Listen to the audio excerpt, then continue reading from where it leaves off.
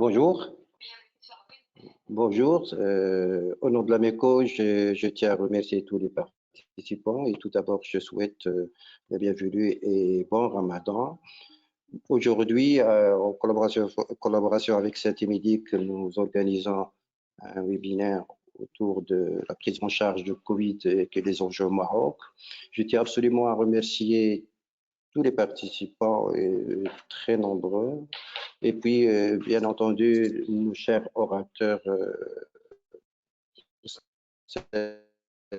Jafar, que vous connaissez tous, et Madame professeure Majida Zahraoui.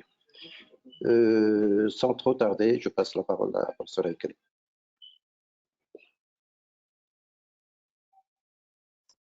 Oui, bonjour à tous. Je ne sais pas si vous m'entendez. Est-ce que vous m'entendez? Oui. Bonjour à tous. Un grand merci à la MECO et au laboratoire Saint-Médic. Mais surtout, je voudrais particulièrement remercier professeur Zahraoui et docteur Achibat parce que en dehors de participer à ce webinaire, ils aident tous les jours à soigner donc des patients et de façon bénévole et gratuite ici dans cette unité avec leurs collègues du public et du privé.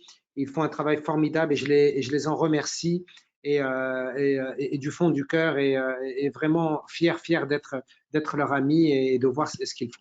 Alors donc ce webinaire fait partie d'un certain nombre donc de réflexions qu'on veut mener et que font beaucoup de nos collègues à travers donc le Maroc, et c'est une excellente chose.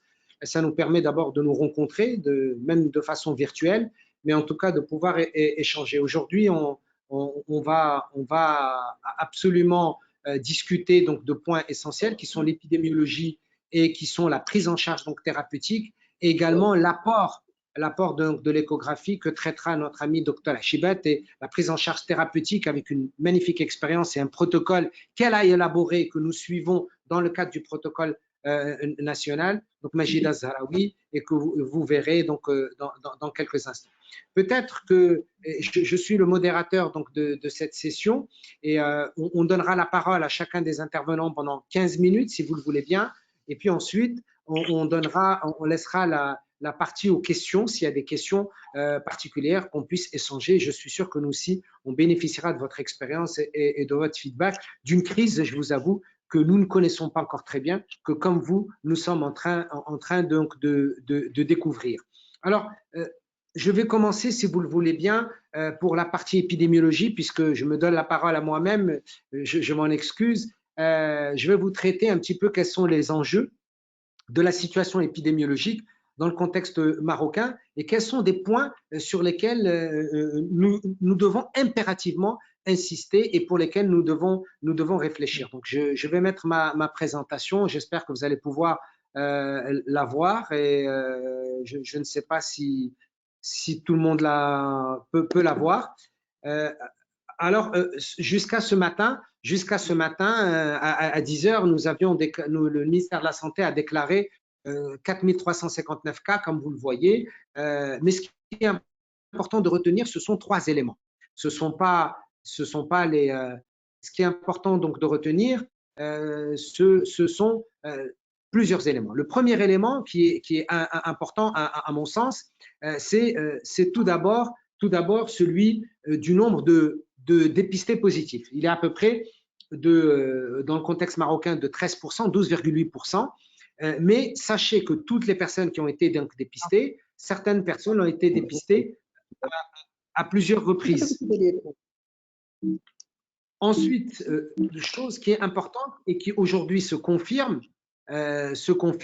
c'est que nous avons une stabilité donc de la létalité. La létalité a diminué de façon importante au Maroc, c'est important, et aujourd'hui elle se stabilise autour donc d'à peu près donc de 3,8%, alors que la guérison est aux alentours donc de 22%, la guérison biologique. Mais si vous y rajoutez la guérison biologique et la guérison clinique, vous allez vous apercevoir que dans le contexte marocain, on s'approche plus donc des 80%. Professeur Zahraoui va en parler tout à l'heure. Alors, Premièrement, une chose importante, c'est de voir le nombre de décès de Covid par habitant. Et donc, quand vous voyez le pays qui a le plus à travers le monde comparativement à ses habitants, le nombre de morts, ce sont les Belges. D'ailleurs, Majida Zahraoui vous en parlera. On a des Belges ici hospitalisés et qui remercient tous les jours Dieu d'être au Maroc, d'être pris en charge par des médecins marocains, que ça se passe très bien. Et regardez la létalité, le nombre de morts par 100 000 habitants, comment elle est dans les différents pays européens, et vous constatez que dans tous ces pays, ce sont tous des pays développés, et que c'est dans les pays en voie de développement, paradoxalement, on peut trouver beaucoup d'explications à cela, et bien évidemment, où il y a la létalité la plus faible. Et si vous comparez par rapport à 100 000 habitants, regardez où le Maroc se situe, il est à 0,5, pendant que, par exemple, des pays comme l'Italie sont à 45, ou des pays comme la France sont à 36, et le Maroc est à 0,5 pour 100 000 habitants. C'est quelque chose qu'il faut retenir. Deuxième élément qu'il faut absolument aussi qu'on retienne, c'est par rapport à la polémique qui concerne tous les utilisateurs de chloroquine, pour voir, ou d'hydroxychloroquine. Bon, en l'occurrence ici, regardez, l'Italie et l'Espagne qui sont à plus de 80%, la Chine à 51%, la France à 50%, les États-Unis 39%, l'Allemagne 18 et 10%, et le Maroc, lui, à 100% d'utilisation d'hydroxychloroquine, ou alors de la chloroquine qui sera à 100%, mais l'hydroxychloroquine constitue la majorité. Autre chiffre que je voulais partager avec vous, c'est les pays qui testent le plus. Il est crucial de comprendre qu'on ne peut pas envisager de façon sereine un déconfinement total ou même partiel si nous n'avons pas une idée du nombre de cas positifs dans une population, parce que tout le monde craint une deuxième vague, le nombre de positifs dans une population, ce qui permettrait de l'enlever du circuit qui nourrit l'épidémie, de le confiner et de le traiter. Et regardez, par exemple, pour 1000 habitants, l'Italie ou l'Allemagne ou la Corée du Sud où la France est à 8,5, les États-Unis 8,5, France 5,1 et Royaume-Uni 4,3, alors que le Maroc, nous sommes bien loin. Donc, ceci, il faut bien comprendre qu'aujourd'hui, c'est extrêmement important d'élargir le dépistage. L'État marocain l'a bien fait, il faut l'encourager, le féliciter, c'est une très bonne nouvelle. Aujourd'hui, on a à peu près 34 000 dépistés, mais il faut aller encore beaucoup plus. On peut en parler dans la discussion, parce que regardez, par rapport aux autres pays, nous sommes loin.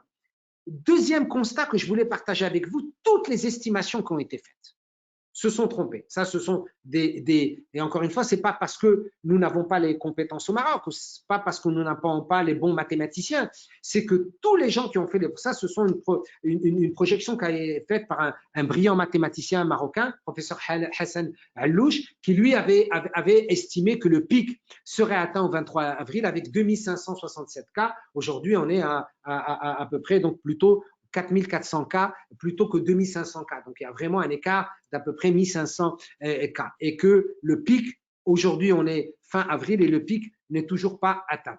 Également, les projections qui avaient été faites par un certain nombre donc, de personnes dans le contexte marocain, les projections de taux de mortalité, on n'y est pas du tout. On avait projeté, regardez, pour le 28-4, qu'on aurait une létalité, ce n'est pas un taux de mortalité, en fait, ce qu'ils ont voulu dire, c'est la létalité, qui était de 11%, partant du 29,3 à 6%, et actuellement, nous sommes à 3,8%, qui est une très, très bonne nouvelle dans le contexte marocain.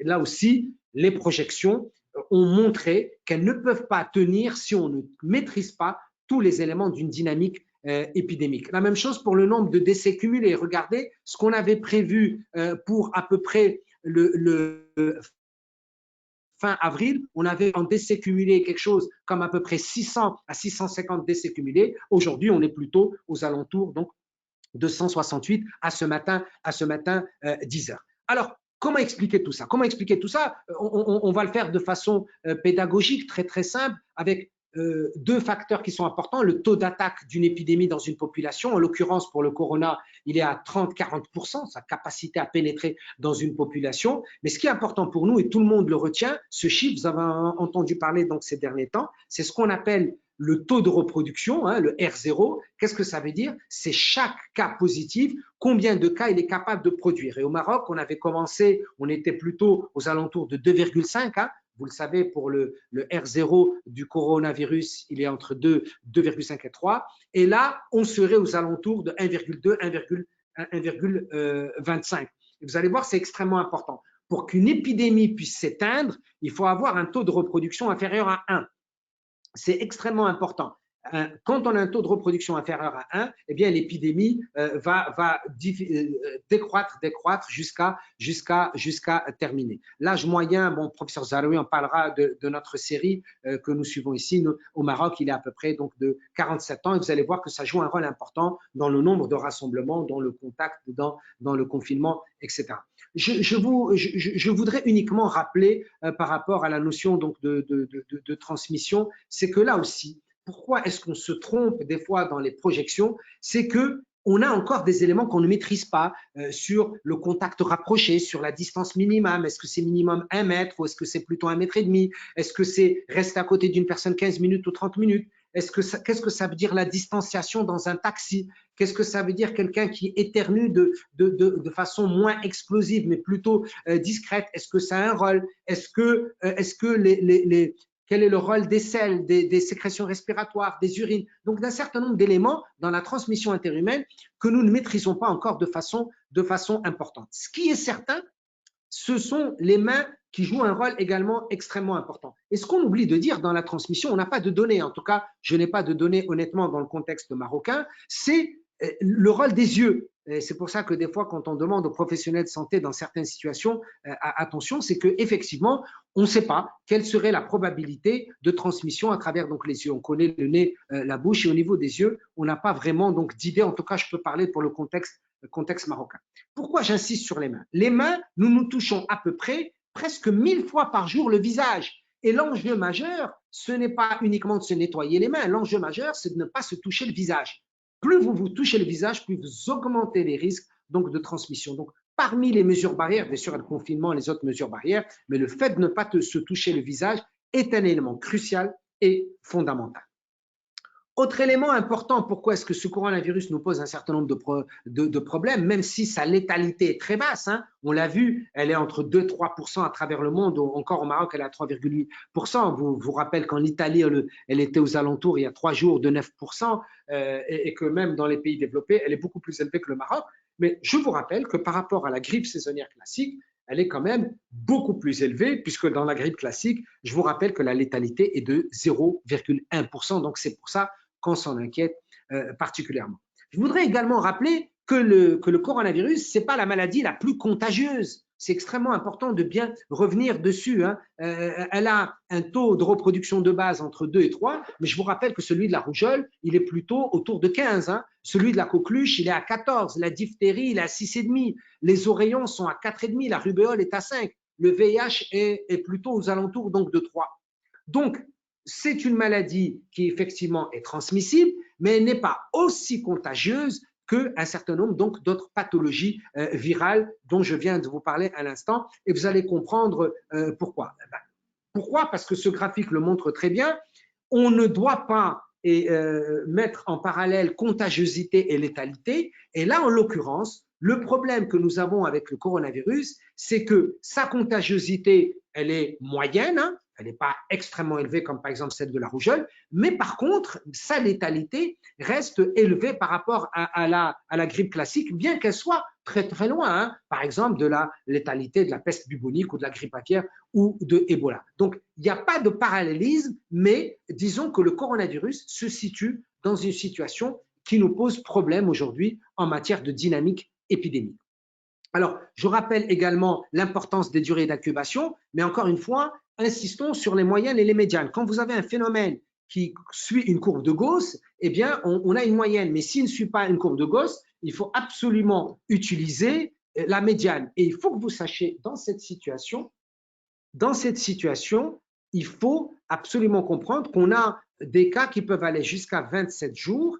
Et ça, encore une fois, on a même dans la littérature des cas positifs qui sont retrouvés au bout de 32-33 jours. Et ça, c'est important pour une dynamique épidémique. Alors, élément, et professeur Zalaoui en parlera tout à l'heure, on a au minimum 80% et 81%, et là ça se confirme même dans le contexte marocain, qui sont totalement bénins et qu'il y a au maximum, vous allez le voir tout à l'heure dans nos chiffres, dans notre série que gère professeur Zalaoui, que vous allez voir que c'est plutôt aux alentours de 3 à 3,5%. Une chose importante, les personnes guérissent. Et là aussi, vous allez me poser des questions sur le plan épidémiologique et on pourra en parler tout à l'heure avec le professeur Zaraoui, docteur Achibat et vous tous. Est-ce que c'est dû uniquement à l'hydroxychloroquine et à l'azithromycine, au protocole du ministère donc, de la Santé et à ce qu'on rajoute en fonction de l'évolution clinique, c'est-à-dire corticothérapie, anti-agrégants plaquettaires, des anticoagulants, zinc, vitamine C, etc., selon bien sûr les cas cliniques et l'évolution. Mais ce qui est certain, c'est qu'aujourd'hui, on a 6 à 15 fois plus de guérisons que de décès pour cette dent. Donc, c'est une excellente nouvelle, mais qui doit également maintenir une certaine vigilance. Donc, excellente nouvelle par rapport à la gravité, mais vigilance par rapport au nombre de nouveaux cas. Le Maroc, je le dis et je l'assume, a pris d'excellentes décisions au bon moment. Il a fait ce qu'il fallait faire, l'État marocain a fait ce qu'il fallait faire. Également, les professionnels de santé, qu'il faut remercier tous les jours, les professionnels de santé du secteur public et privé, mais c'est aussi les infirmiers, c'est aussi les brancardiers, c'est les ambulanciers, c'est les hommes et les femmes donc, de ménage, les techniciens donc, de surface, qui font également un travail formidable et l'État. Donc, fermeture donc, des écoles, je vous rappelle également le vol donc, des passagers, je vous rappelle également la fermeture donc, des commerces. Pourquoi? C'est pour expliquer que le confinement et les mesures barrières ont joué un rôle crucial dans la dynamique épidémiologique dans notre pays. C'est une évidence. Bien sûr, prendre les gens tôt et les traiter tôt a joué un rôle, mais ça, sur l'évolution de la maladie. Par contre, sur la dynamique épidémiologique, c'est-à-dire les cas incidents et non pas les cas prévalents, eh bien, le confinement a joué un rôle crucial. Et pour ça, n'ayez pas honte de le dire, soyons tous fiers. Il faut vraiment qu'on soit fiers de notre pays parce que réellement, je peux vous l'assurer, Majid Azhari en parlera tout à l'heure, nous avons des étrangers ici qui sont chez nous, qui sont pris en charge chez nous. Ils remercient les professionnels de santé du secteur public et privé tous les jours. Je terminerai pour respecter donc mon temps. C'est que même si des progrès extrêmement importants ont été faits en matière de gravité, et aussi pour remercier nos amis réanimateurs qui ont pris en charge les cas extrêmement graves, l'État a pris des décisions qui sont justes au moment opportun, elles ont été progressives et elles ont été mesurées. Et ensuite, il faut bien comprendre que le confinement sans une mesure barrière ne sert pas de façon optimale. C'est important que le confinement s'accompagne des autres mesures barrières et entre autres, bien entendu, le port du masque à la sortie, le lavage des mains, l'absence de rassemblement, etc., que vous connaissez. Le protocole thérapeutique qui a marché dans le contexte marocain et encore une fois, avec toute l'honnêteté intellectuelle nécessaire. Bien sûr, on n'a pas fait des essais randomisés en double aveugle parce que éthiquement, ce n'est pas possible de ne pas traiter donc des gens. Mais ce qui est certain, c'est que même si on peut dire que l'immunité a joué un rôle important, même si vous dites que d'autres facteurs ont joué un rôle important, que probablement la prise en charge précoce par tous les médecins et les équipes marocaines a joué également un rôle et ce protocole thérapeutique, il faut le consolider, il faut le renforcer, l'améliorer, l'optimiser le cas échéant. Je continue à défendre l'importance de dépister et à élargir malgré donc les progrès qui ont été faits. On est à 34 000 donc dépistages et il faudra à un moment ou à un autre élargir ce dépistage probablement à des populations cibles particulières. C'est à l'État de le décider. Ça peut être des maladies chroniques ou autre chose. Ce qui est important, mes amis, et je terminerai par là, il ne faut pas qu'il y ait donc de psychose parce que la psychose, elle est extrêmement contagieuse, elle a un R0 donc de 100.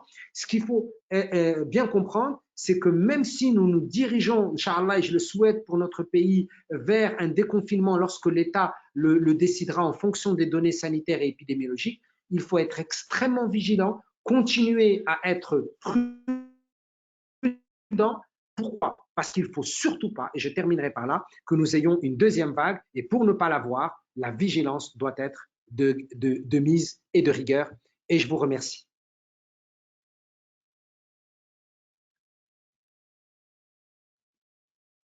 Alors, chers amis, j'espère que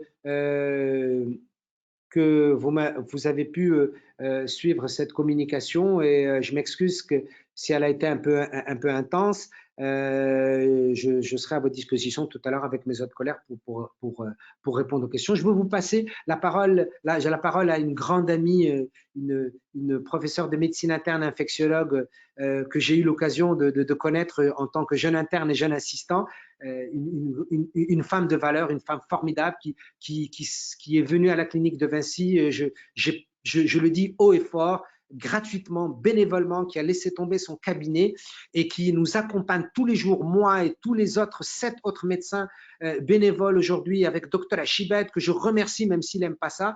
Merci Majida Zahraoui, mais merci à toi en tant que médecin, que femme, en tant que prof de médecine interne de maladies infectieuses.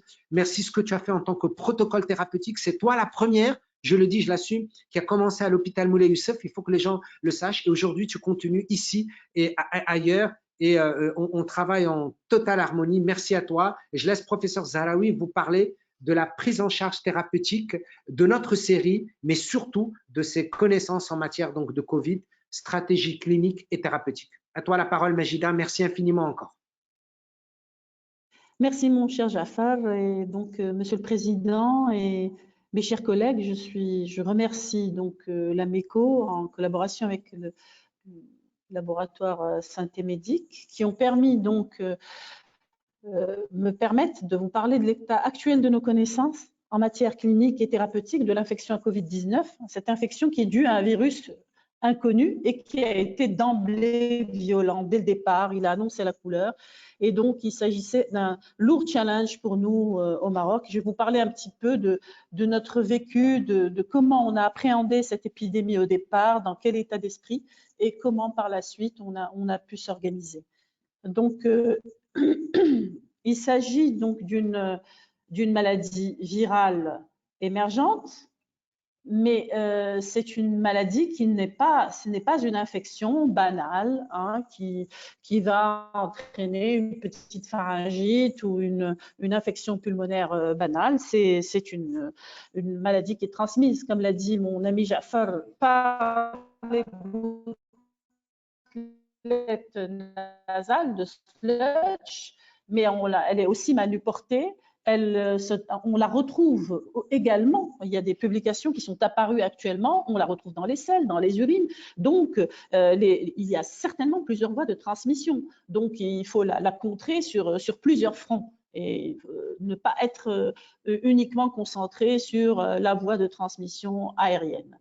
Donc, cette maladie a aussi pour particularité d'avoir un pourcentage relativement important de formes graves par rapport aux grippes banales. Hein. Il y a 20% des personnes qui vont être atteintes de formes extrêmement graves avec ces images, comme c'est une atteinte pulmonaire, comme c'est représenté dans cette image tomodensitométrique, avec plus de 50 voire 60% du territoire pulmonaire atteint. Et c'est surtout nos personnes âgées et les personnes avec comorbidité qui vont être donc particulièrement sensibles à ce virus. Les comorbidités étant principalement le diabète, l'hypertension, l'insuffisance cardio-respiratoire et tous les états d'immunosuppression, qu'ils soient acquis ou d'origine médicamenteuse. Donc, ce qui va se passer, c'est que ce virus ne va pas coloniser seulement les lymphocytes et entraîner une dépression lymphocytaire. Et on sait maintenant que c'est les lymphocytes T helper de type 1 qui sont les plus atteints. Et donc, la lymphopénie constitue un facteur pronostique. Mais il va très, très vite aller coloniser aussi le globule rouge. Et par conséquent, il va attaquer ces globules rouges et être responsable d'hypoxie. Comme je le dis toujours, comme dans une intoxication oxycarbonée.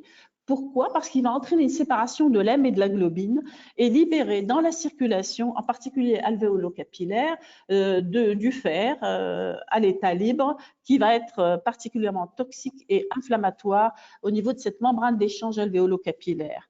Par ailleurs, non seulement cela, mais aussi ce virus va aller s'attaquer aux pneumocytes de type 2 et aux cellules endothéliales qui expriment donc l'enzyme de conversion de type 2. Et tout cela va être responsable à la fois d'un phénomène inflammatoire extrêmement important et d'une maladie emboligène. Donc, comme dans le syndrome catastrophique des antiphospholipides, mais c'est une situation virale. Donc, une infection virale massive des éléments cellulaires de la barrière alvéolo-capillaire. Et plus tard, donc il faut être particulièrement vigilant, même sous traitement, jusqu'au 10e jour de l'évolution de la maladie, on risque d'avoir un syndrome de détresse respiratoire aiguë tardif chez des sujets même jeunes, et on l'a constaté chez nous dans notre contexte marocain, chez des personnes qui seraient apparemment en phase de guérison. Donc, il faut toujours une vigilance. Donc, sur ce, nous, ce qui s'est passé au départ, je vais vous dire que c'était vers le 18-19 mars qu'on s'est rencontrés à Casablanca. Il y a eu d'autres personnes aussi, d'autres amis qui se sont rencontrés dans d'autres villes, en particulier à Marrakech. Et donc, voilà, on avait une situation où il y avait un virus qui tuait de façon brutale et pour lesquels il ne semblait pas y avoir de traitement. Et donc, nous, on a un petit peu réfléchi. Notre population, on va voir, c'est une population qui est relativement jeune, mais nous avons quand même un pourcentage de population entre 30 et 60 ans qu'il fallait prendre en considération. Et donc, ce pourcentage de la population entre 30 et 60 ans, ça représente environ, mon ami Jafar qui a fait le calcul, environ 7,5 millions de la population. Si on prend en compte qu'il y a parmi ces gens-là un pourcentage de diabétiques, d'hypertendus, environ 12% de diabétiques, 19% d'hypertendus et 14% d'obèses, eh bien, il a fait le calcul et ça représente environ entre 350 000 et 400 000 personnes qui auraient été dans un état de détresse respiratoire grave et qui auraient embolisé les services de réanimation et donc beaucoup, malheureusement, seraient morts. Donc, sur ce constat, on s'est dit, on n'a pas le temps, on n'a pas le droit à l'erreur, il faut qu'on réfléchisse. Et donc, avec Madame Armili, dans le cadre de la délégation médicale, on s'est jeté à l'eau et on a commencé le seul protocole qui nous semblait donner des résultats, qui était l'association hydroxychloroquine-azithromycine, qui convenait à notre contexte, à nos possibilités matérielles. Et donc, nous avons commencé à traiter. Donc, le ministère de la Santé nous a établi un protocole que nous suivons donc à la lettre, qui comporte en première intention cette hydroxychloroquine associée à l'azithromycine. Bon, on peut aussi utiliser la chloroquine, mais honnêtement, je vous dis, d'après notre expérience et notre vécu, franchement, l'hydroxychloroquine donne beaucoup moins d'effets secondaires que la chloroquine. Ceci étant, si on n'en dispose pas, on peut très bien traiter par la chloroquine également. Et il est prévu par notre ministère des traitements de deuxième intention, le lopinavir-ritonavir que nous avons, avec lequel on traite les patients ayant une infection rétrovirale. Il y a, et nous sommes en observation de d'autres protocoles avec le favipiravir à 200 mg et le redemsivir. Mais je vous dis tout de suite que dans les protocoles actuels, avec ces deux médicaments, il y a un taux de toxicité qui, si on veut être honnête, surpasse nettement les effets secondaires décrits avec l'hydroxychloroquine et l'azithromycine. Donc, mais ce qui était important, au vu de ce que je vous ai dit par rapport à la physiopathologie et l'activité de ce virus, on ne pouvait pas se cantonner à donner uniquement un traitement viral, c'est-à-dire un traitement qui va baisser la charge virale. Bien sûr, l'hydroxychloroquine va permettre, et ça on le sait depuis des années, de baisser la charge virale. Elle a aussi un effet immunomodulateur puisqu'on l'utilise dans bon nombre de maladies de système et que ça marche très très bien. Dans le lupus, actuellement, le traitement le plus efficace, c'est l'hydroxychloroquine.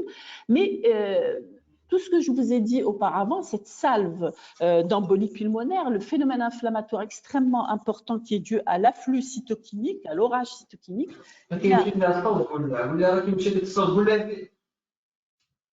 il faut être extrêmement vigilant et surveiller sur des éléments biologiques, sur des éléments cliniques, surveiller sur des éléments cliniques tels que la saturation en oxygène, la fréquence respiratoire, sur des éléments radiologiques, en particulier l'examen tomodensitométrique des poumons, où on calcule le pourcentage de territoire pulmonaire atteint, et mon ami le docteur Chibetz va vous parler en détail aussi de l'apport de l'échographie qui nous a été très utile au lit du malade. Donc le pourcentage de territoire pulmonaire atteint et le type d'atteinte spécifique du virus, du coronavirus, mais avec des syndromes de condensation, qui sont des critères de gravité.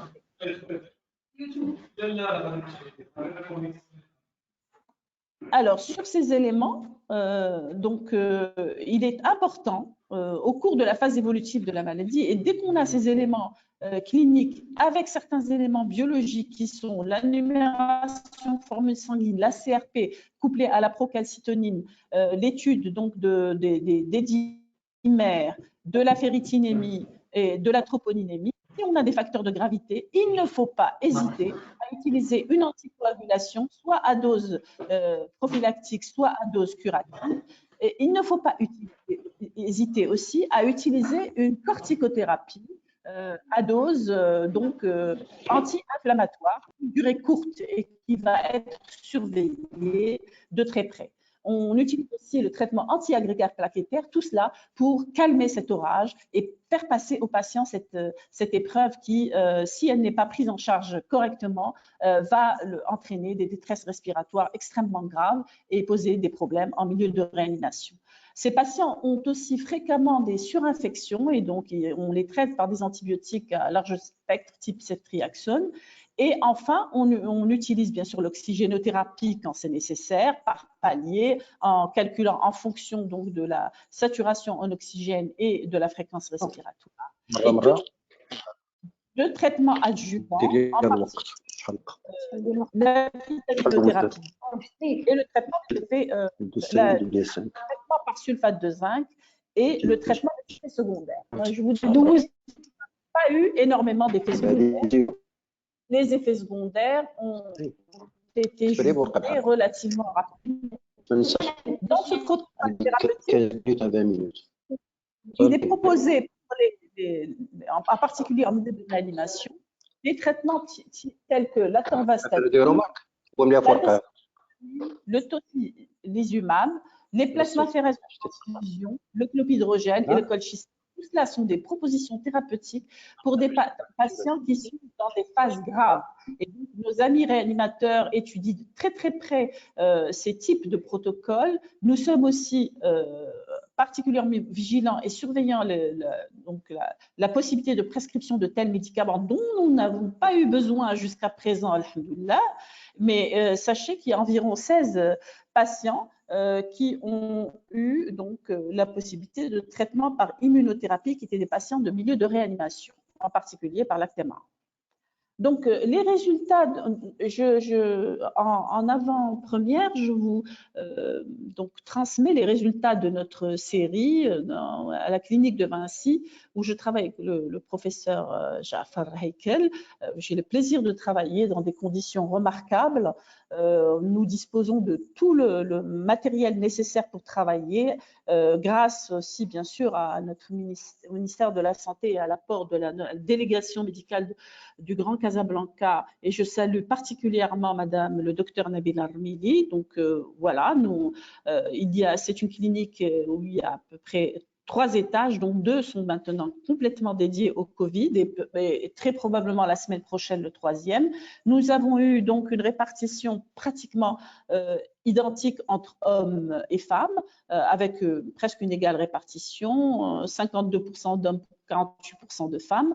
Dans les tranches d'âge, comme je vous disais tout à l'heure, vous voyez que c'est la tranche d'âge entre 30 et 70 ans qui est la plus importante. C'est une tranche d'âge donc relativement jeune, on va dire, mais vous voyez que la tranche d'âge mûre de 50 à 70 ans est la plus importante, avec pratiquement 41% des cas.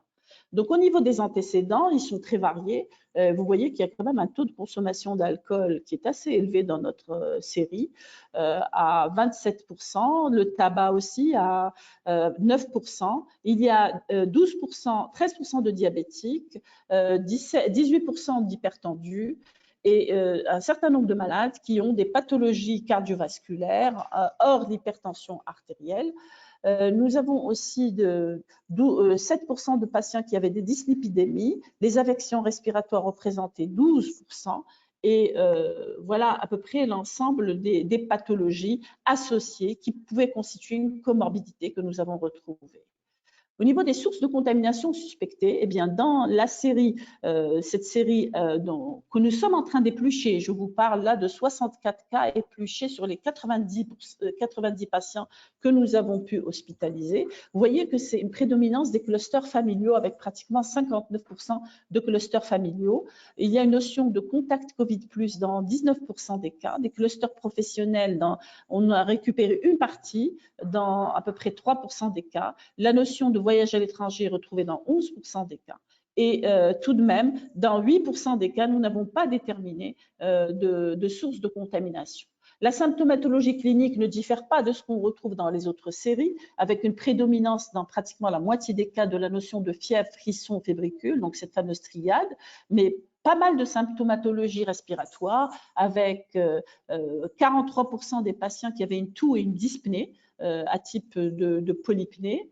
Des myalgies sont aussi relativement fréquentes, entrant dans le cadre d'un syndrome grippal dans 35% des cas.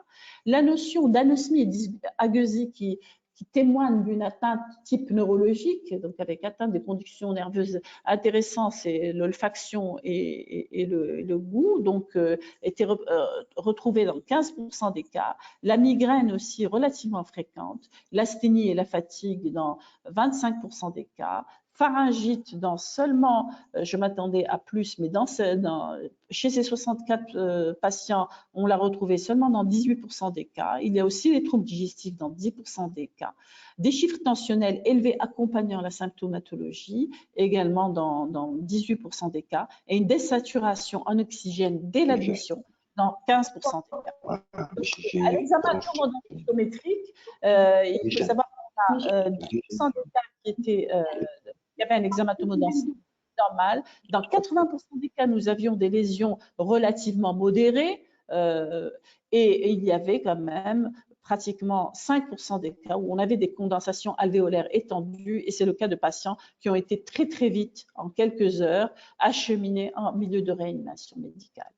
Les paramètres biologiques étaient très importants pour nous parce qu'on s'est beaucoup penché sur les paramètres biologiques pronostiques qui nous ont permis de démarrer les fameux traitements symptomatiques dont je vous ai parlé tout à l'heure. Il s'agit de la ferritinémie lorsqu'elle est élevée, on s'est fixé 150. Les CPK et LDH, ces deux enzymes qui augmentent beaucoup dans les cas qui annoncent un syndrome inflammatoire important.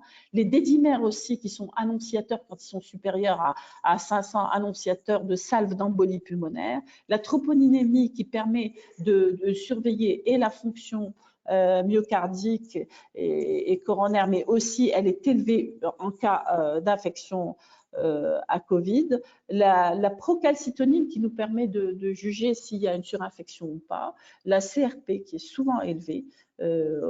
Et là, on a mis deux, on représentait un premier bilan et un deuxième bilan. Le deuxième bilan, on le fait en général à J5 du traitement pour être un petit peu à mi-chemin et surtout surveiller les gens qui risquent de s'aggraver même sous traitement pour redresser notre traitement ou le renforcer.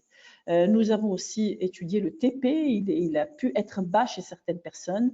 L'hyperleucocytose, donc couplée à la procalcitonine qui permet de commencer une antibiothérapie à large spectre, la lymphopénie qui est également un facteur pronostique, la thrombopénie et la clairance de la créatinine.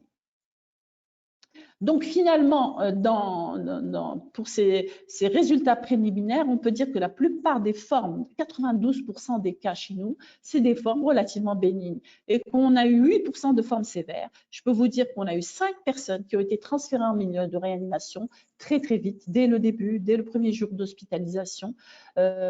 Pour une personne, c'était après 24 heures d'hospitalisation en attente de la libération d'un lit de réanimation parce que c'était au tout début. Parmi ces 5 personnes, malheureusement, 3 sont mortes, mais 2 sont actuellement en vie, négatives et chez elles. Donc, le protocole thérapeutique, nous avons utilisé l'hydroxychloroquine dans pratiquement 88% des cas. La chloroquine, mais juste chez certaines personnes, on avait commencé par la chloroquine et on a continué par l'hydroxychloroquine. Mon souvenir, c'est que chez 2 personnes, on a eu un épisode convulsif sous chloroquine et on a tout de suite donc traité. Et bon, avec une évolution tout à fait favorable, ces personnes sont toutes les 2 sorties chez elles et elles sont guéries. L'azithromycine également dans plus de 88% des cas. Et on a associé, comme je vous l'ai dit, la vitamine C, le zinc comme traitement adjuvant. Le paracétamol est utilisé en cas de besoin, l'antibiothérapie en cas de surinfection pulmonaire, l'oxygénothérapie chaque fois qu'on en a eu besoin avec une surveillance. Et puis avec cette, pour nous, le seuil, c'était les 95% sans le taux de saturation de 95% sans oxygène. Et dès qu'il y a eu besoin d'oxygène, on a commencé à travailler par palier. Et si chez une personne, la personne descend en dessous de 92% avec oxygène, on se met en contact très, très vite avec nos collègues réanimateurs. La corticothérapie a été utilisée relativement souvent, comme vous le voyez, dans pratiquement 65% des cas. Nous avons utilisé aussi dans le même pourcentage les traitements anti-agrégants plaquettaires ainsi que les protéines à bas point moléculaire. Les protéines à bas point moléculaire ont été utilisées soit comme à dose isocoagulante, soit à dose hypocoagulante lorsqu'il y avait trop de facteurs de gravité et de risque de maladie emboligène. Donc, les effets secondaires pouvant être liés au traitement et dont on parle tellement dans la littérature, eh bien, je peux vous dire que nous n'en avions pas tellement. Il y en avait 34%, tout à fait gérables par rapport à ce qu'aurait pu constituer la gravité de la maladie. Et donc, franchement, moi, des fois, je me demande, est-ce qu'on parle de la même hydroxychloroquine chez nous et dans certaines autres contrées?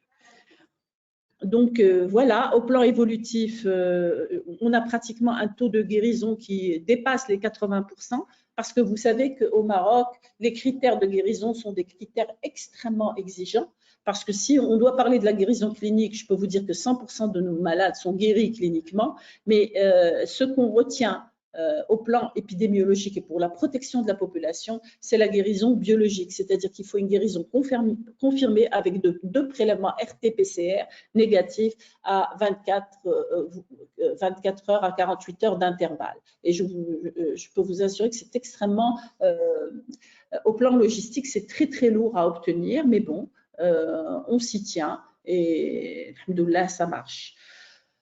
Certains patients qui ont mis beaucoup de temps à se négativer, parfois certains de nos patients ont mis 1 mois à se négativer, ont eu également des études sérologiques pour surveiller leur évolution en IgG. Mais je peux vous dire que ça demande aussi beaucoup de temps. Il faut un minimum de 3 semaines à 1 mois pour voir à peine apparaître le taux des IgG alors que les IgM commencent tout doucement à décroître. Donc, voilà les résultats des RT-PCR. Donc, avec au départ, la RT-PCR1, on avait un pourcentage de personnes qui étaient négatives en RT-PCR1, mais qu'on a confirmé par la suite. Et les RT-PCR2, donc vous voyez qu'on a un pourcentage très important de négativation définitive et que tous les patients orange sont en cours en surveillance, soit chez nous, soit dans les zones tampons que sont les hôtels médicalisés, soit pour des gens qui ont déjà négativé une fois, il est possible de les suivre aussi à domicile. Mais en général, ils ne sortent chez eux qu'après 2 RT-PCR négatifs. Voilà ce que je voulais vous dire dans l'ensemble par rapport donc, à cette pathologie. Nous sommes très heureux parce que nous, vraiment, on est loin de la situation d'angoisse qu'on vivait nous-mêmes et nos patients au début. Nous sommes très rassurants rassurés et les patients surveillent vraiment patiemment, si je puis dire, la négativation de leur PCA parce qu'ils se sentent très très vite améliorés grâce donc au traitement antiviral et la conjonction des traitements symptomatiques. Donc, en fait, finalement, ce n'est qu'une question de temps d'attente. Et ce que je veux dire, c'est que la notion d'intervalle libre est extrêmement importante dans cette prise en charge. Au départ, on ne connaissait pas très bien la maladie et certains patients ont mis du temps à venir consulter. Ou bien certains patients ont fait l'erreur de vouloir s'automédiquer chez eux.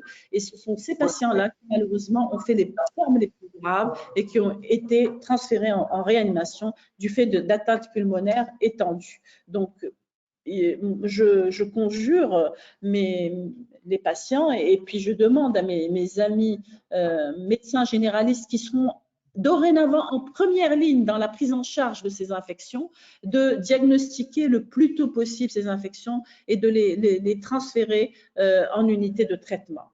Voilà ce que je voulais transmettre et je vous remercie. Et vraiment, nous travaillons maintenant dans une ambiance de sérénité. Je remercie pour cela tous mes collègues avec qui je travaille, en particulier mon ami le professeur Jafar Heikel et le docteur Achibat qui nous a énormément soutenus et qui a travaillé avec nous au lit des malades et va vous. Merci beaucoup, professeur Zahraoui. Merci infiniment de partager avec nous ton expérience et surtout ton expertise. Avant de donner la parole au docteur Achibat, docteur Achibat est avec nous, à part, bien entendu, tout ce que nous apporte la MECO, je les remercie, et leur intervention dans la formation médicale continue au Maroc, donc je pense que c'est connu. Mais Dr Achibat s'est porté volontaire depuis le début, il nous aide pour la prise en charge donc, de nos patients. On a appris beaucoup de choses extrêmement intéressantes en matière d'échographie pulmonaire, je le remercie, il est là tous les matins de façon bénévole et avec beaucoup d'amitié. Cher Abdeltef, merci infiniment pour tout ce que tu fais et je te donne la parole et on a hâte de t'entendre.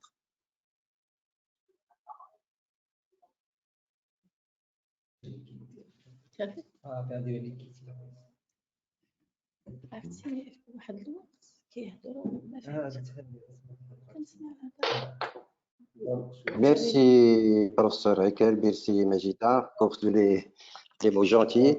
Bon, bon, je vais parler un petit peu de la place de l'écho, surtout, surtout dans le cadre de cette épidémie. Est-ce qu'il y a eu place ou pas? Donc, il me serait très difficile de traiter le sujet en un quart d'heure, mais je vais essayer de faire vite et parler de l'essentiel. D'abord, une introduction, c'est pour dire que ça ne nécessite pas un appareil vraiment, on peut se contenter d'un appareil de moyenne gamme, surtout si on veut faire de l'écho pleuropulmonaire, à moins si on veut chercher vraiment des précisions au niveau de la plèvre, et plutôt de la plèvre. Voilà. Et dans ce cas, on nécessite des sons de haute fréquence de bonne qualité. Donc, la sémiologie pleuropulmonaire est basée, et l'écho pleuropulmonaire est basé surtout sur la sémiologie des artefacts. L'air était un ennemi, aujourd'hui est devenu un ami depuis quelques années, surtout avec toutes les avancées actuelles. Donc, cette imagerie des artefacts très importante et c'est l'analyse des artefacts qui va nous permettre de faire des diagnostics ou d'orienter vers des pathologies. La sémiologie pulmonaire est une sémiologie qui est dynamique et il faut dire que la majorité des pathologies thoraciques touchent la ligne pleurale. Juste pour dire que rapidement, quel matériel, quelle sonde, donc je dis de moyenne gamme est largement suffisante pour faire des coupes pleuropulmonaires.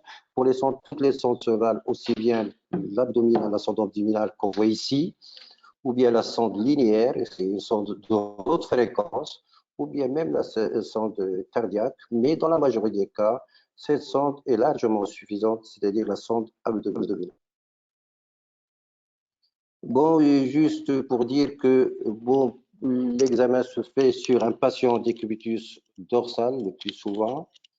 Et le poumon, comme vous savez, c'est un organe qui est très volumineux. Et on divise le poumon en trois zones. Il y a le sternum, il y a cette ligne parasternale, et après il y a la ligne axillaire antérieure et la ligne axillaire postérieure. Et nous avons le mamelon ici, et après on va diviser en deux, en l'espace plutôt en quadrant supérieur et quadrant inférieur. Ainsi, on délimite 3 zones, la zone 1, la zone 2 et la zone 3. Ce qui est important, c'est tout ce qui est aérique, ça monte vers le haut. Si on veut dépister, par exemple, un pneumothorax, c'est à ce niveau qu'il faut le chercher, surtout à ce niveau. Là, la ligne axillaire et cette zone-là en bas et en arrière, on fait un décubitus latéral gauche, si on veut, ou droit, en fonction pour examiner ces zones, et postérieures et inférieures. Et c'est à ce niveau qu'on va chercher surtout les lésions de condensation, ou bien les fameuses lignes B qu'on va voir après et qui orientent vers une pathologie interstitielle. Là, c'est juste pour aller rapidement, parce qu'on n'a pas suffisamment de temps, un peu montrer une séquence d'un poumon normal. Parce que pour connaître le poumon pathologique, il faut reconnaître d'abord le poumon normal. Là, on pose la sonde en longitudinal, entre deux côtes. Et là, comme vous voyez, c'est une sonde abdominale. C'est une sonde de fréquence intermédiaire. Là, voilà, comme vous voyez là, on voit les deux cônes d'ombre, les côtes qui donnent des cônes d'ombre. Et là, on voit la plèvre qui est là. Et cette plèvre, comme vous constatez, elle bouge. Elle bouge, le fait qu'elle bouge, c'est-à-dire que les deux plèvres, aussi bien pariétales que viscérales, se frottent. Et ça lui permet d'éliminer déjà un pneumothorax. Il faut dire que le pneumothorax, c'est pas ça qu'on va chercher, surtout dans le cadre de Covid. Le pneumothorax, c'est une complication qui peut survenir chez des patients traumatisés ou bien lors des ruptures ou bien à l'occasion de complications importantes. Par contre, lorsqu'on est devant ce poumon normal, ce qu'on constate, c'est cette plèvre qui bouge et surtout ces lignes-là qui sont horizontales, qu'on appelle les lignes A et qui sont réparties à une distance équidistante, c'est-à-dire égale. Et ces lignes A, c'est des artefacts qui témoignent que ce poumon est vraiment aérique et il y a de l'air qui fait obstacle et on a ces artefacts, c'est-à-dire que nous sommes devant un poumon qui est bien aéré. D'accord? Et là, regardez, c'est cônes d'ombre et là, c'est ce qu'on appelle le site de chauve-souris. Alors, si on utilise une haute fréquence, regardez, pardon, là ce n'est pas une haute fréquence, c'est plutôt toujours une sonde convexe. On voit le glissement et on voit ces lignes A, et là, c'est un aspect tout à fait normal. Là, c'est juste pour un peu, on passe au mode TM, c'est-à-dire on prend une séquence et on fait le pointeur ici et on va défiler les images en mouvement et ça nous permet de voir de haut en bas. Là, c'est le derme, là, c'est l'hypoderme, ça, c'est les côtes, ça, c'est les muscles intercostaux et là, on voit la plèvre qui bouge. Voilà, vous constatez ce glissement qu'on voit ici, et ça donne l'aspect d'un aspect, on parle de signe de bord de mer. Là, c'est après, c'est stable.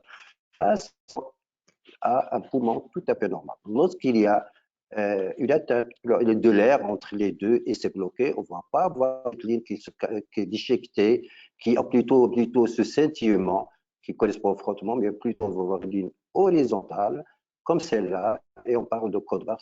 Pour faire ça, on le voit en cas de pneumothorax. Donc, je passe à la partie des signes et dans la deuxième partie très importante qui parle des signes, des artefacts et particulièrement des lignes B.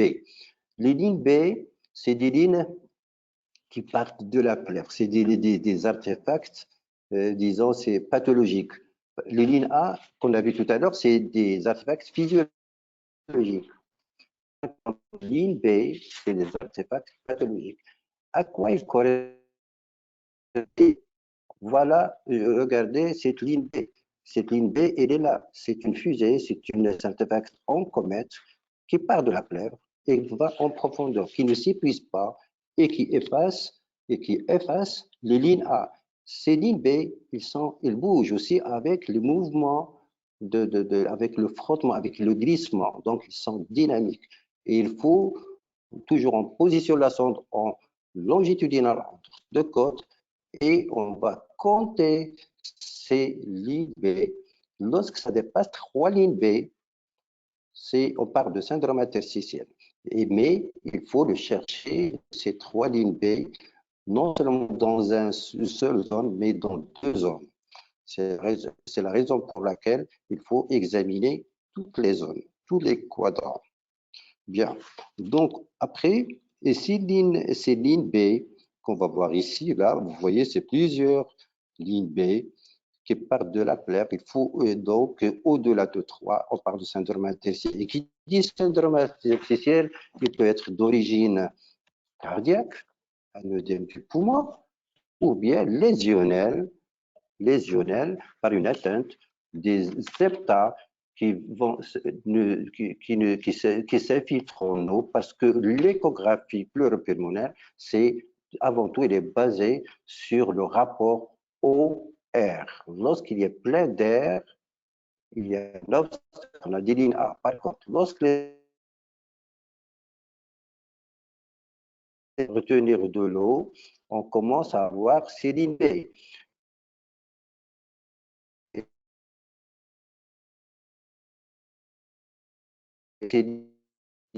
Du poumon, soit une atteinte lésionnelle. Mais dans le cadre d'une infection,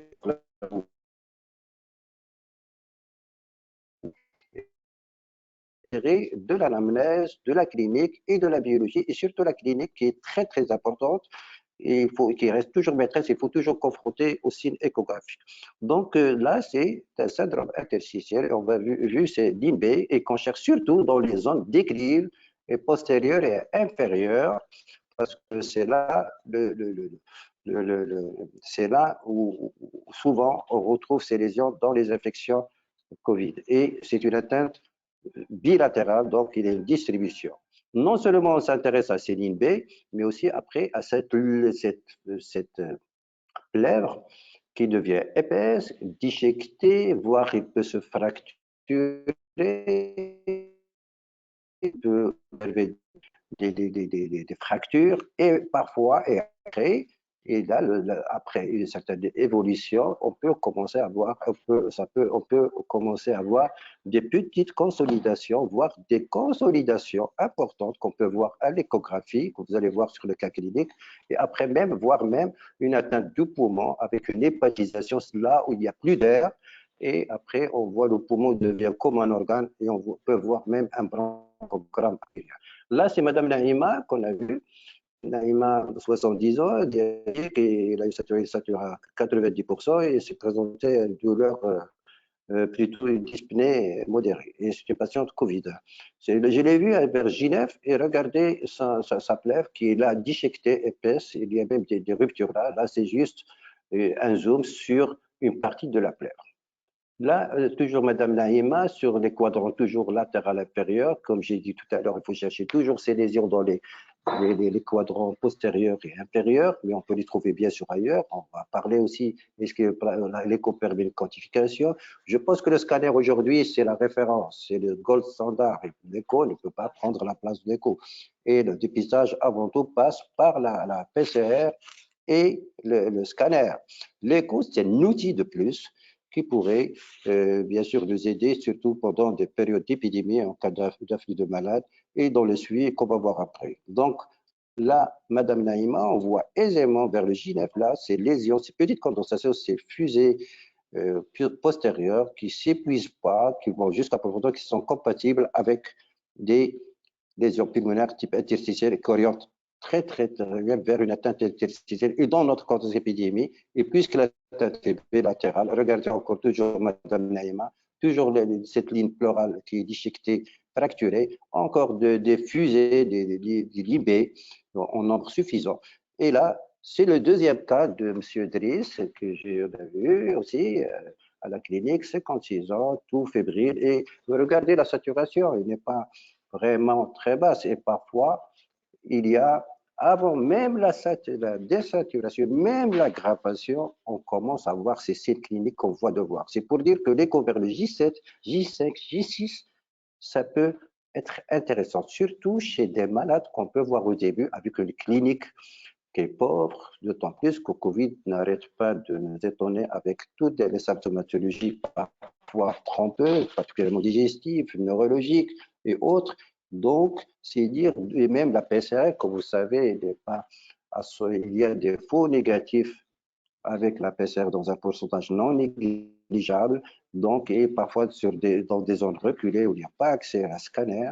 Donc, pourquoi pas revoir le patient s'il est des signes cliniques ou pas vers le 6e, 7e jour. Là, on commence à voir ces signes et qui peut un peu changer le discours et orienter les malades vers les structures appropriées et demander des scanners, surtout s'il est de la fièvre et tout.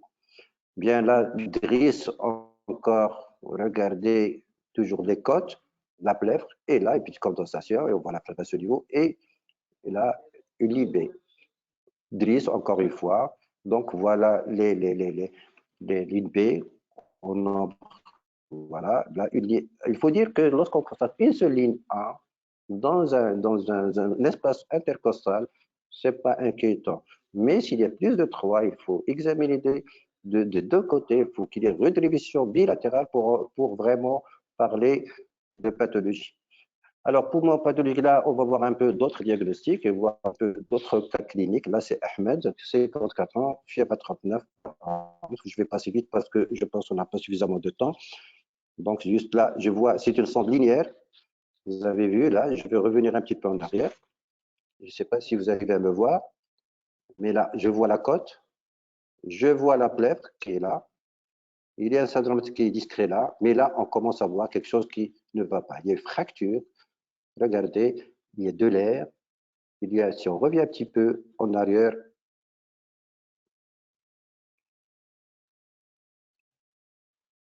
ça marche? Oui, voilà, regardez là, à ce niveau, il y a du poumon, il y a même de l'air, il y a une petite condensation qui est assez importante. Donc là,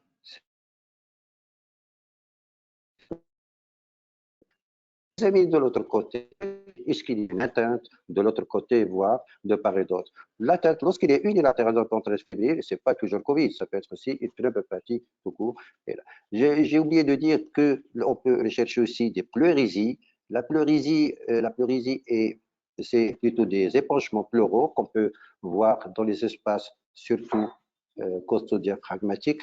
Et ces pleurésies, ils ne sont pas très fréquents, ils sont très rares dans Covid. Ça, c'est pour information.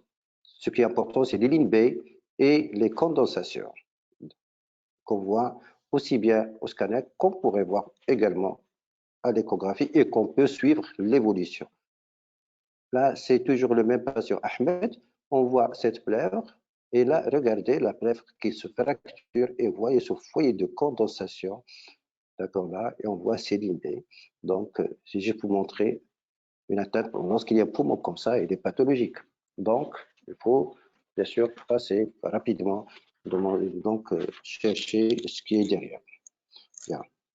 Alors, Fatima, là, c'est un cas de diagnostic différentiel. Fatima, il a 70 ans, il se présente pour dyspnée aiguë, avec tachycardie, il a des antécédents cardiaques, en particulier une HTA, et il a observé des œdèmes de membre inférieur. Voilà son écho. Alors là, comme vous remarquez, je vais m'arrêter sur la vidéo là, et vous voyez plein de lignes B. Et ça, c'est le poumon droit. Vous avez. Et le côté gauche, on a la même chose, plein de lignes B, et on a une distribution même vers le haut. Regardez ces lignes B. Alors là, on a vu la rate, là, voilà. Donc, il y a plein de lignes B de fait. Donc, nous sommes devant un syndrome interstitiel dans un contexte de cardiopathie. Et la première des choses, bien sûr, c'est se demander les antécédents. J'ai balayé le côté droit, j'ai constaté cet aspect de foie cardiaque, comme vous avez vu là. Je reviens, ces vessies qui sont bien vues, dilatées, et cette pleurésie du côté droit. Et même là, lorsque je fais un temps mouvement sur la veine cave, on constate que la veine cave, il reste, enfin, il n'y a pas de variation de diamètre, il n'y a pas de modulation respiratoire qui témoigne d'un problème de surcharge. En fait, il avait en plus une atteinte cardiaque qui commence un petit peu à devenir globale. Alors, cette femme, alors, devant cet aspect-là qu'on vient de voir, donc on pense à syndrome interstitiel. Et bien sûr, là, il faut penser à l'œdème aigu du poumon, Et effectivement, c'était un œdème du poumon, c'était un œdème du poumon. Et bien sûr, l'écho, dans ce cas, on peut bien sûr, on est expert, la coupler à l'écho cardiaque pour chercher encore dyspnée cardiaque ou bien des épanchements péricardiques, des problèmes au niveau du cœur. Mais déjà, lorsqu'on considère ce syndrome interstitiel avec des plaisirs et dans ce contexte clinique, ça nous permet de penser rapidement à l'œdème aigu. Encore une fois, juste pour montrer la pleurésie. Voilà. Et là, pour finir, pour parler encore un cas de diagnostic différentiel, ben Saïda, qui est suivie pour perte d'effort depuis plusieurs mois, elle est déjà connue dyspnéique et puis donc elle est déjà suivie. Et voilà, et lorsqu'elle est venue, j'ai fait son écho, voilà ce que je constate. Là, j'ai utilisé le son de haute fréquence. Qu'est-ce que vous voyez là? Voilà, vous voyez cette plèvre qui est cassée. Vous voyez un syndrome interstitiel. Là, je passe à la haute fréquence et je fais une rotation 90 pour suivre le poumon. Et vous voyez qu'il y a plein de limbé et disons, d'une plèvre qui est anormale. C'est là, c'était une fibre, le scanner était déjà fait depuis longtemps, donc c'est l'intérêt de chercher les antécédents, voir les examens qui étaient faits et qui montraient un syndrome interstitiel. Et là, c'est une fibrose, une fibrose pulmonaire secondaire, bien sûr, à sa maladie. Voilà, je vous remercie, mais avant de vous quitter, juste pour dire que, en conclusion, que la TDM et l'examen de référence et l'échographie ne cherchent pas à la remplacer.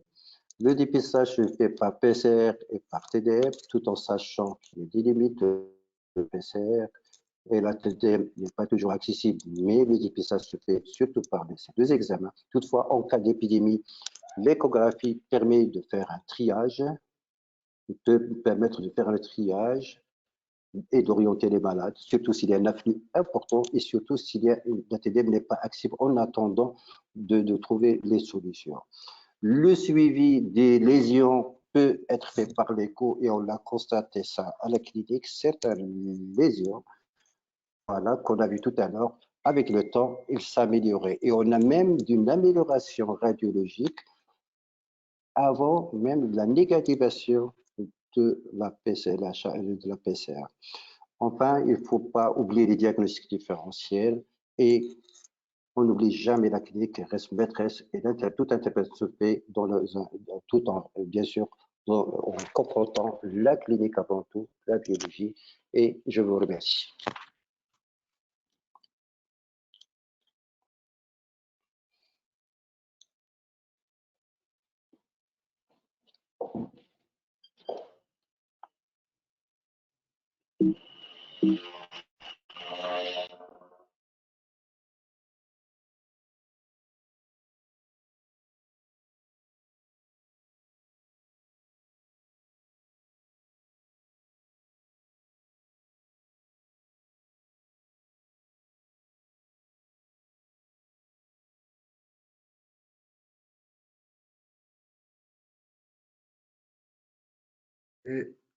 Bien, j'espère que tout le monde m'entend. Merci beaucoup à Dr Achibet, merci beaucoup à professeur Majida Zahraoui, merci beaucoup à la MECO et à Santé Médic de nous avoir réunis. Il est 17h17 et en ce mois sacré donc de Ramadan, d'abord, je souhaite à toutes et à tous et à vos familles excellente santé, Inch'Allah, alors, si vous le permettez, j'ai vu un petit peu toutes les questions de mes collègues, toutes aussi pertinentes les unes que les autres. Je vais essayer de les regrouper par thème. Je vais d'abord, donc, en les regroupant, poser les questions au professeur Majida Zahraoui. Et puis ensuite, donner la question à mon ami docteur Achibet. Alors, tout d'abord, par rapport à madame le professeur Majida Zahraoui, je vais regrouper 2 ou 3 questions. La première, Majida, elle est relative. Est-ce que cette maladie est immunisante? D'abord, quel est le pourcentage de l'atteinte cardiaque chez les patients qui sont qui sont traités. Est-ce que réellement il faut donner des antiagrégants plaquettaires? Est-ce que ce n'est pas dangereux? Les anticoagulants, oui, mais pourquoi les antiagrégants plaquettaires? Est-ce que ce ne serait pas dangereux? Ensuite, une autre question toujours pour professeur Majida Zahraoui. Est-ce que la procalcitonine, elle a une place pour éliminer une infection virale si elle est négative? Et en cas de non-négativation de la PCR, est-ce que vous continuez à traiter ou est-ce que vous changez ou est-ce que vous arrêtez et surveillez? Quelle est votre stratégie si en cas de non-négativation, ce qu'on a observé, mais Gida vous en parlera, par rapport aux cas qui sont restés positifs. Est-ce que également, professeur Zahraoui, est-ce que vous pouvez un peu plus nous parler des effets secondaires et particulièrement des effets secondaires cardiaques? Est-ce que vous avez des données à ce sujet? Et enfin, et je terminerai pour professeur Zahraoui, quel est l'aspect de la plèvre en mode TDM en cas de syndrome interstitiel? Voilà un peu globalement, hein, si je m'excuse si je n'ai pas regroupé les questions de tout le monde, j'ai essayé un petit peu de synthétiser et pour que le professeur Zahraoui puisse répondre de façon globale et générale avant ensuite de donner la parole à mon ami Dr Achibat pour les questions qui le concernent. Madame le professeur Majida Zahraoui.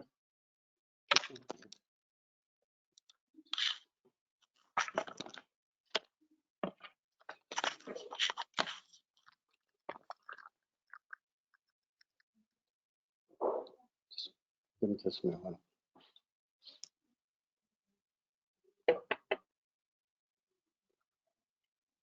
On n'entend pas le professeur Zahraoui. Est-ce qu'on peut activer le micro?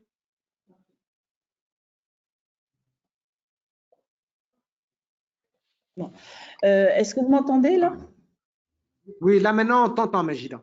Alors donc, cette immunité relative au Covid-19, on ne sait pas encore déjà est-ce qu'elle est immunisante et si immunité il y a, est-ce qu'il va y avoir une immunité définitive ou est-ce que ce sera comme la grippe avec des immunités saisonnières et résurgence de possibilités d'infection. Donc tout est encore à l'étude.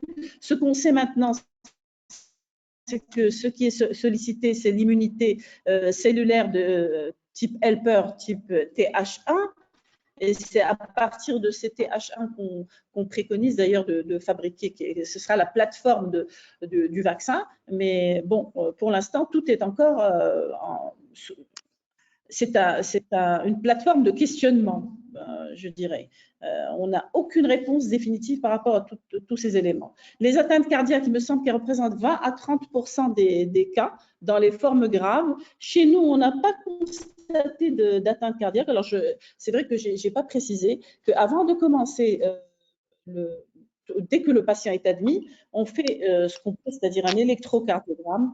Nous avons un cardiologue, et je remercie pour ce qui concerne la clinique Vinci, le professeur Charaïbi, Saïd, qui a travaillé avec nous pour tous les patients, sans exception, chaque fois qu'on en a eu besoin.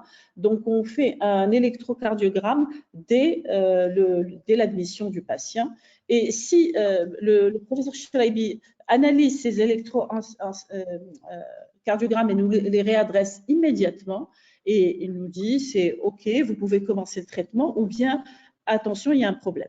Quand il estime qu'il y a un problème, ça n'a pas été fréquent, il est venu faire des échocardiographies pour vérifier et dans la série, la modeste série que l'on a pour l'instant, il n'a pas constaté d'atteinte myocardique ou d'atteinte cardiaque donnée.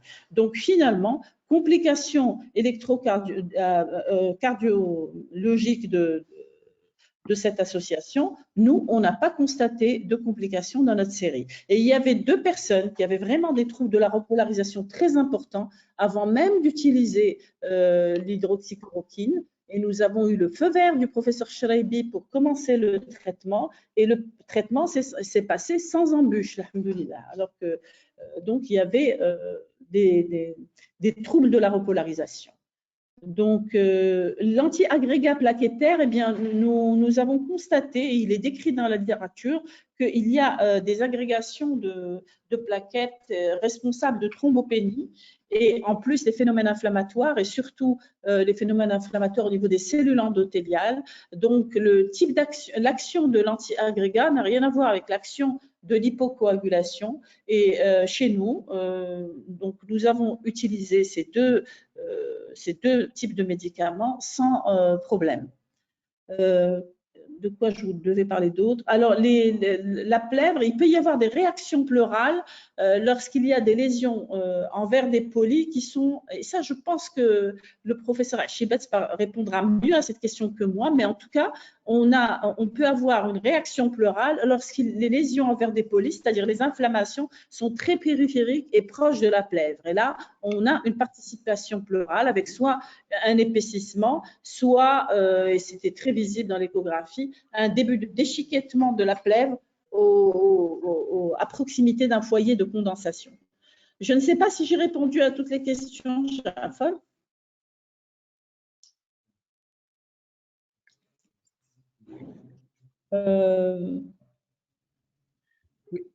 C'est bon, Mejida. Il me reste une dernière question. Oui. Il reste une question pour toi, Mejida, s'il te plaît. Il y a un collègue qui a parlé du rôle de la mélatonine, parce qu'il y a des gens qui en parlent aux États-Unis et on voudrait avoir ton avis là-dessus, puisqu'il y a des gens qui l'ont essayé. Et il y a un collègue qui demande est-ce qu'elle a sa place? Est-ce que tu as des idées à ce sujet? Honnêtement, non, mais la mélatonine va agir dans l'amélioration de la qualité de sommeil. Je ne sais pas, est-ce qu'elle a une action directe sur le virus? Honnêtement, je ne saurais répondre à cette question. Vous savez, maintenant, il y a des tas d'études. Donc, nous, on essaie un petit peu de choisir celles qui conviennent le mieux à notre contexte et qui nous seront les plus utiles. Par exemple, je suis allée très, très vite sur tout ce qui concerne les antirétroviraux, les immunosuppresseurs.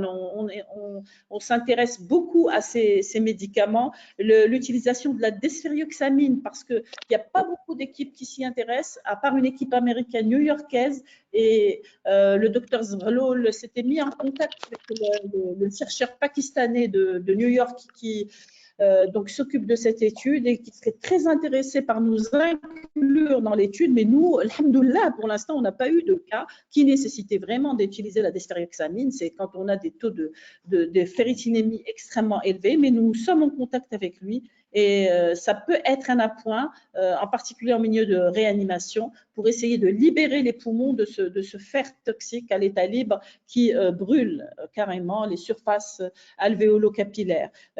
Tout ce qui est plasmaphérèse et notre collègue, le directeur du centre de transfusion sanguine, je sais qu'il est en contact aussi avec une équipe américaine pas tellement pour les plasmaphérèse qu'ils pratiquent en routine, les hématologues marocains le pratiquent en routine, mais c'est surtout pour l'utilisation de plasma de personnes qui ont été infectées par le virus et donc c'est un plasma qui est immunisé et ça pourrait être utile.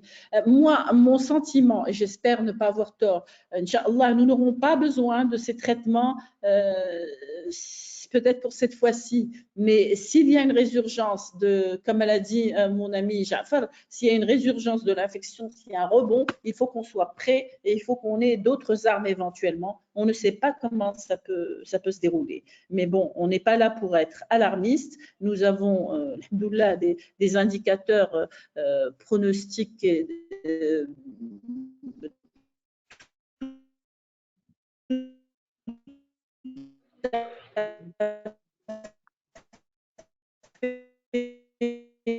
satisfaisant dans les séries qu'on utilise, mais on ne doit pas non plus baisser notre garde et notre vigilance. Merci beaucoup, professeur Zahraoui. Le temps avance, je vais donner la parole à mon ami Dr Achibet. Est-ce que il y a deux questions principales qui reviennent, Dr Achibet. La première, est-ce que tu peux nous donner ton avis pour la notion donc de plèvre en mode M?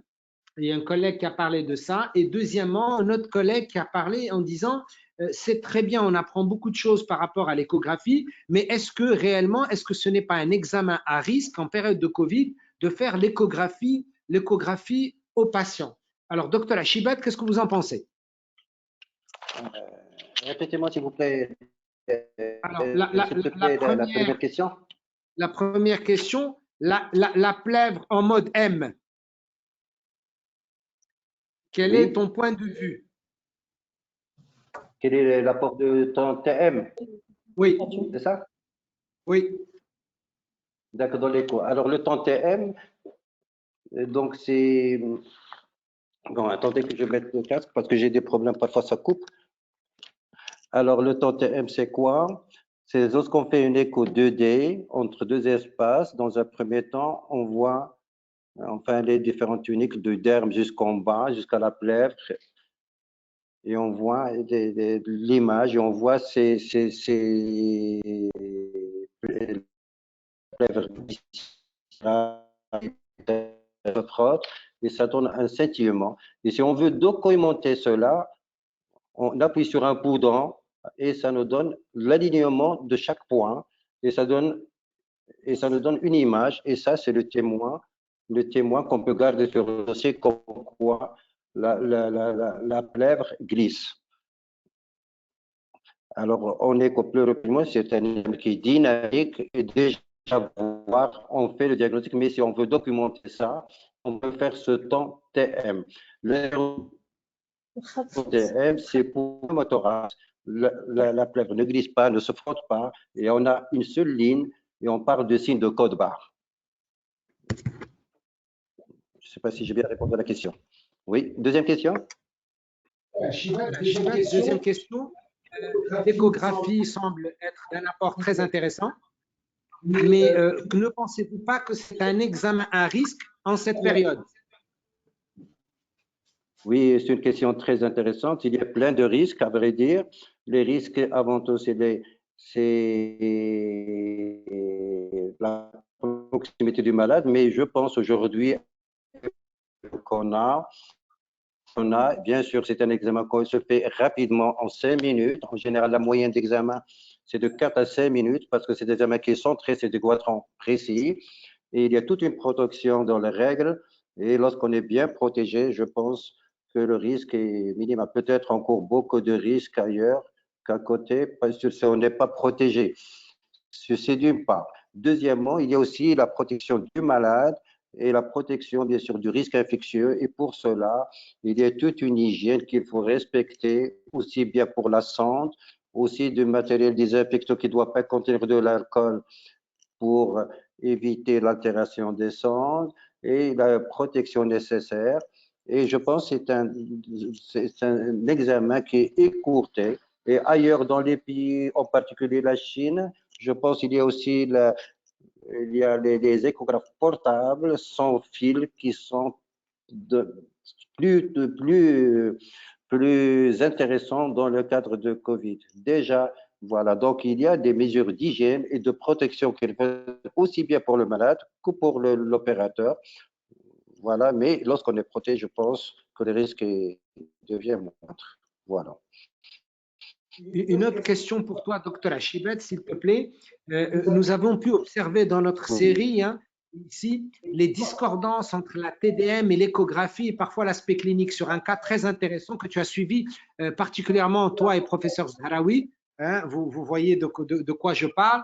Et on a trouvé une discordance. Et puis ensuite, l'évolution clinique était excellente puisque le patient est en très bonne santé aujourd'hui. Mais l'échographie nous a été extrêmement utile. Et on était un petit peu inquiet avec l'évolution des lésions tomodensitométriques, mais l'échographie a été utile. Je voudrais avoir ton avis, que tu puisses expliquer aux collègues des fois l'apport entre échographie et TDM pulmonaire. Donc, moi, je suis médecin généraliste, je ne suis pas radiologue, mais je peux répondre à la question et dire un peu mon avis vis-à-vis de la question. Déjà, la TDM, il faut dire que c'est le gold standard. Ça nous permet de voir et de quantifier et de voir ces images. L'écho au 5e, 7e jour est utile, peut montrer des images s'il est bien fait et on essaie de voir le maximum du poumon en respectant les zones. Alors, la discordance, la clinique est très importante, la biologie, mais la majorité des lésions partent de la plèvre. Et ça, c'est important. Les lésions qui sont à distance de la plèvre, les risquent de ne pas les voir. Et le scanner peut les montrer, mais souvent, et dans la majorité des cas, mais lorsqu'il y a une discordance entre l'écho et le scanner, à mon avis, il faut se poser des questions et refaire, parce qu'il peut y avoir des erreurs, etc. Et la clinique, la confrontation écho et la dosimétrie est très importante. Donc, voilà mon avis. Et bien sûr, voir, parce que le patient dont on parle, c'est parce qu'il évolue très, très bien. Il a amélioré tous les paramètres et malgré tout ça, il y a des signes inquiétants sur ce scanner. Je pense, à mon sens, il faut douter et pourquoi pas le répéter, on ne sait jamais. Et parfois, et voilà, et confronter et connaître un peu les limites. Les limites de l'écho, c'est lorsque la lésion ne touche pas la plaie. Et dans ce cas, on ne va pas la voir. Mais il faut dire que dans la majorité, le départ, c'est de la plèvre. Merci beaucoup, docteur Chibet. Je rebondis en disant effectivement, nos amis radiologues nous sont d'un grand secours parce que je le vois, ils lisent pour nous les TDM, ils redonnent leur avis, donnent leur expertise. Madame Zahraoui leur envoie très, très souvent donc des images lorsqu'on doute. Et honnêtement, aussi bien nos amis radiologues du secteur public et privé font également un travail formidable, bénévole. Et quand on doute, on leur envoie les images et à chaque fois, ils nous corrigent, ils nous améliorent et ils nous donnent leur avis. Donc, je tiens à travers toi également, Dr. Chibet, de les remercier pour leur rapport, particulièrement pour le scan, parce qu'on en a énormément besoin.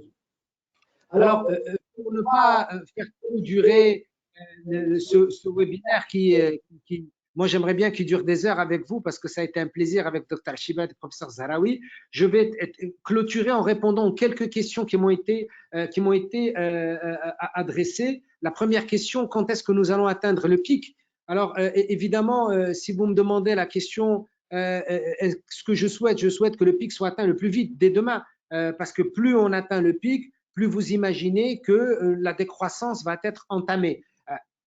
Normalement, avec ce que nous voyons aujourd'hui, pour atteindre le pic, il faut bien comprendre qu'on est sur plusieurs jours une stagnation du nombre de nouveaux cas, non pas des cas existants, mais de nouveaux cas sur une certaine période. Par exemple, si on commence à constater qu'on a 50, 60 cas, et puis ensuite 40, 30 qui se stabilisent sur quelques jours, ensuite on entame donc la décroissance. Donc, normalement, ce qui était prévu, c'était, comme vous en rappelez, la dernière semaine d'avril ou la première semaine donc de mai. Là, on se dirige plus encore une fois vers la première semaine donc de mai, mais il faut bien comprendre que l'atteinte d'un pic épidémique dépend de la dynamique épidémique dans une population et du respect de cette population des règles strictes de confinement et des autres mesures barrières, puisque un virus, il lui faut des populations cibles où il peut circuler, et moins il y en aura, et moins il circulera, et moins je nourris la croissance donc d'une épidémie. Deuxième question, est-ce que techniquement, est-ce qu'on peut être contaminé à plusieurs reprises? Il a été observé, hein, vous savez, pas dans le contexte marocain uniquement, mais dans d'autres contextes, que techniquement, c'est une possibilité. Nous n'avons pas suffisamment de recul pour voir quel est le niveau et le degré d'immunité acquise après donc une infection. On suppose qu'il y a une relative immunité qui est acquise. On suppose que la charge virale, elle est quasiment indétectable. On suppose que la personne est guérie et donc qu'elle a développé une capacité immunitaire donc de défense et que normalement, si nous devions mesurer ces anticorps, on verrait ces IgG extrêmement élevés et ils seraient protégés. Mais là aussi, je parle avec beaucoup de avec beaucoup de théories. On n'a pas suffisamment de recul dans le contexte marocain. Je suis sûr qu'à un moment, les autorités prendront les mesures nécessaires pour les tests sérologiques et pourront voir est-ce que techniquement, il est possible donc de se faire réinfecter. Et à ce sujet, est-ce que les critères de guérison clinique? Oui, je me rappelle, le professeur Zahraoui, à plusieurs reprises, l'explique et le dit dans les réunions, que c'est vrai que nous avons des critères extrêmement sévères de guérison. Dans d'autres pays, il suffit d'avoir une guérison clinique, 3 jours d'apérexie, l'absence de toux et de dyspnée ou de gêne respiratoire, et vous rentrez chez vous et vous restez en observation, en confinement. Ce n'est pas dans le contexte marocain. Je pense qu'il faut respecter les décisions qui ont été prises par l'État marocain. C'est des bonnes décisions. Elles sont, c'est vrai, strictes, mais en tout cas, elles réduisent donc le risque de propagation du virus dans la population. Est-ce qu'un patient a droit de refuser un traitement? Nous avons eu un cas avec le professeur Zahraoui, des Belges, hein, qui à un moment, on dit, nous, ça suffit, on a dépassé 10 jours, on ne veut plus prendre donc de traitement.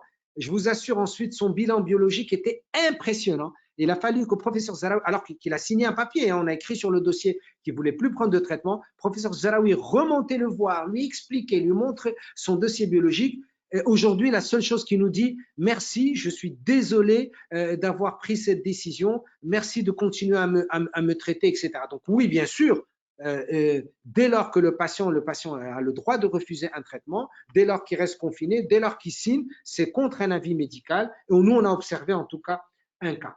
Et dernière question, est-ce que la diminution du taux de reproduction de base, le R0, signifie une immunisation, une diminution de la virulence? C'est une excellente question.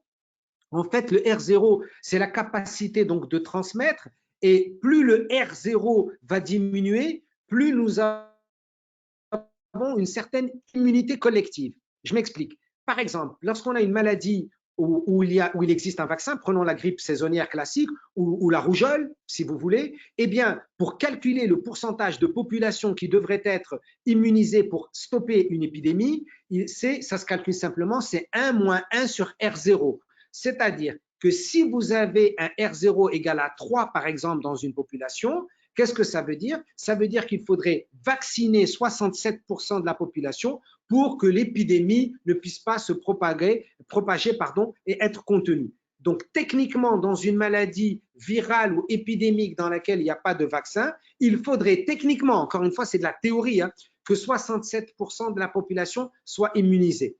Dans le cas du coronavirus, on ne va pas attendre que 67% de la population soit immunisée parce qu'on ne veut pas d'abord que 67% de la population soit touchée. Ce qu'on fait, c'est qu'on évite que les personnes, grâce au confinement, aux mesures barrières, que les personnes puissent être en contact avec le virus et que le virus puisse trouver un terrain de propagation, c'est-à-dire ce qu'on appelle des cibles vulnérables. Donc, lorsque le R0 diminue, ça veut dire deux choses en même temps. C'est pour ça que votre question est très pertinente. En même temps que nous avons une forme d'immunité collective qui est en train de se construire, et en même temps, le virus perd en virulence parce qu'il y a des virus qui, au fur et à mesure que vous leur permettez de se développer, accentuent leur virulence, augmentent leur virulence. Eh bien, dans cette situation, ce sont les deux paramètres qui joueraient un rôle important.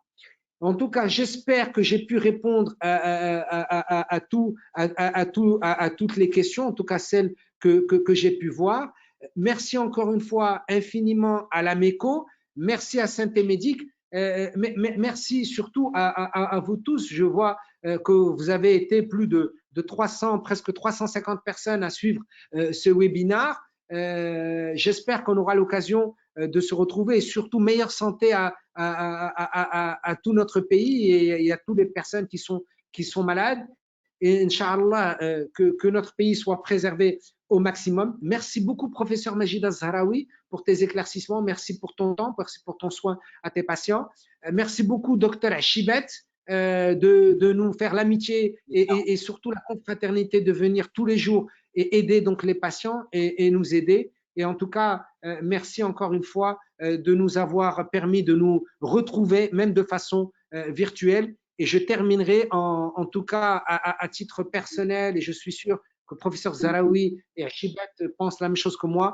Je voudrais, à travers ce webinaire et les 350 personnes qui nous écoutent et qui nous suivent, dire un grand merci aux professionnels de santé du secteur public et privé, qu'ils soient médecins, infirmiers, aides-soignants, infirmiers auxiliaires, brancardiers ou ambulanciers, parce qu'au-delà du travail formidable qu'a fait l'État marocain, vous êtes au front. Et en tout cas, merci à vous, merci ce que vous faites pour les patients.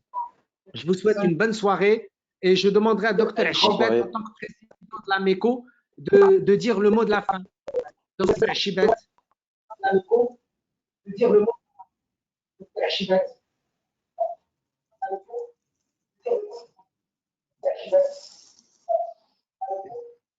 Est-ce qu'il est toujours avec nous, Dr Achibet? Est-ce qu'il est toujours avec nous, Dr Achibet? Écoute, je pense qu'il doit être quelque part. En tout cas, merci encore. Bonne soirée à tous. Allez, bonne soirée à tous. Merci et à très bientôt. Allez, au revoir. Merci. Merci et à très bientôt. Au revoir, merci. Au revoir. Au revoir. Partagez le webcam. Il y a un problème. Ouais. Merci. Au revoir.